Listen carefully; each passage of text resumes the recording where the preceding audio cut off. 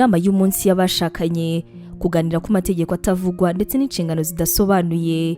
Ese waba uzi ko ushobora nko kubukurikirana igitabo kitagaragara kigizwe n'amategeko ataravuzwe yerekana uko gushyingiranwa gukomeye kuzamera hagati yanyu? Ibi rero bikaba bishobora kuba byaranabaye imbere rwose y'uko ushyingirwa, ko bitewe na kamere yawe ndetse n'ibintu byinshi ushobora kugenderaho ari byo bintu bishobora kuzatuma wubaka cyangwa se kubaka bizakugora. Mu mirongo myinshi rero amahirwe ufite nuko igitekerezo cy'inshingano zawe ndetse n'izo mwashyingiranwe zigomba gushyirwa mu bikorwa igihe nyine mumaze gushyingiranwa, kandi nyine zigahita zihuzwa. Mushobora kuba mubikora mutabizi, ariko burya abashyingiranwe batangira gukora izo nshingano bivuye ku myitwarire yabo bwite, imyitwarire y'umuryango ndetse n'ibyo bateze ku rushako rwabo. Ariko se ni gute uwo twashakanye ashobora kumenya iyo umutegereje cyangwa se ibyo kwitega kandi bitavuzwe? Icyangombwa rero ni ugukemura ibyo byose bishobora guteza ibibazo mbere y'uko binaba. Hari amategeko yacu ariko wenda natwe tutazi neza cyangwa se tuba tutavuga kuko wenda tuba tutaranayahaye agaciro, ariko afite kinini cyane avuze mu buzima bwacu. Akenshi dukunze kuvuga ko amategeko atavuzwe ari nk'amategeko yawe bwite. Ayo ngibi rero bishobora kuba ikintu icyo ari cyo cyose gifitanye isano n'imyitwarire, imigendo cyangwa se ikindi kintu cyose uzi kikurimo cyangwa se kikuranga. Aya mategeko rero akenshi akaba akunze kumenywa n'inshuti zacu, ko akenshi twebwe ubwacu ntabwo tuba tuyazi ahubwo dushiduka twayagendeyeho. Dore rero zimwe mu ngero abashakanye bakunze kutugezaho z'amategeko aba ataravuzwe kandi abashakanye babo baba bakunze kugenderaho cyane. Muri aya ngaya arimo nko kwivanga mu kazi ka mugenzi we, kudasaba ubufasha keretse igihe washoboye gusa, imico nko gusiga amavuta ku meza buri gihe ntuyasige muri frigo, kuzamura ijwi mu gihe cyo kuganira ndetse n'ibindi.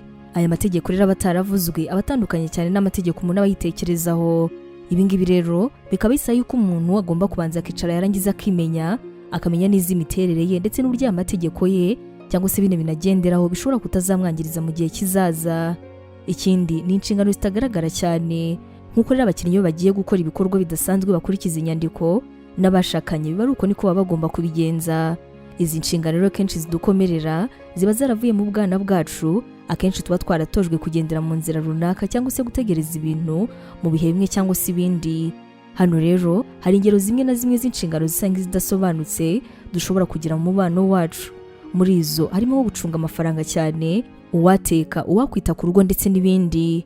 Nkuko rero amategeko aba ataravuzwe bingana nuko ari izi nshingano ziba zisa nk'izidasobanutse, zaba ari zo ku bagore ndetse n'izo ku bagabo. Iki gihe rero ikintu cyonyine bisaba ni ukuganira ndetse no kuba abantu hagati yabo bakwihuza.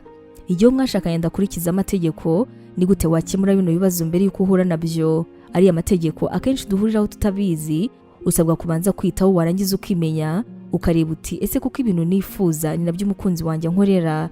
Ese ibyo mvuga yuko nkeneye kuko nibyo mba nkeneye mu by'ukuri? Icarana n'umukunzi wawe hanyuma ugerageze kuvuga amwe mu mategeko wumva yakaba yakurikiza cyangwa se nano yifuza yuko yakaba yagenderaho, hanyuma mubashe kuyanonosora.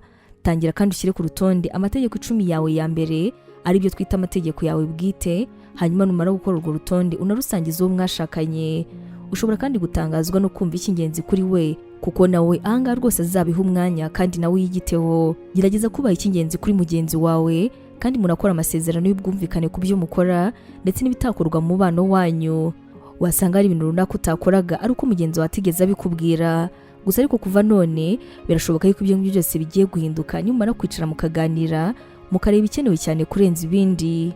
Mwibwe ko gufunguka ukavuga ibitekerezo ari nambwe igana imbere mu gushyingiranwa kwanyu hamwe na mugenzi wawe. Imana iguha umugisha.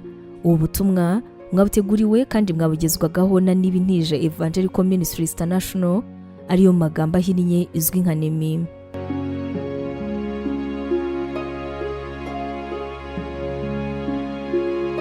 Waba utekereza ko wahamagariwe gukora umurimo w'Imana? Wifuza inyigisho nyinshi se zisohoka buri munsi zagufasha mu buzima bwawe kandi zikagukomeza mu bibazo? Umva wifuza kwiga teolojiya, ukamenya ijambo ry'Imana, intwaro yagufasha mu buzima? Duhereye kuri kino kibazo cya nyuma, niba igisubizo cyawe ari yego, ngufitiye inkuru nziza cyane. Tugufitiye ishuri ryiza rya teolojiya kandi wigira ku buntu. Mu ishuri ryacu arimo porogaramu zitandukanye zirimo nka pastoral studies. Ubu ngubu akaba ari uburyo wakwiga kuba umuvugabutumwa mwiza cyane. Tugufitiye kandi biblical studies, iguha amasomo atandukanye ajyanye na Bibiliya.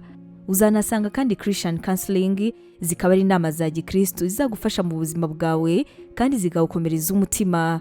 Gusobanukirwa neza ibi wasura urubuga rwacu ari rwo wa#nemibibleinstitute.com cyangwa se nanone ukaba watwandikira kuri WhatsApp ari ikimenyetso cyo guteranya 141 232 650 wanatwandikira kandi kuri nemevangelism@yahoo.com. Tuzishimira gusangira nawe ijambo ry'Imana.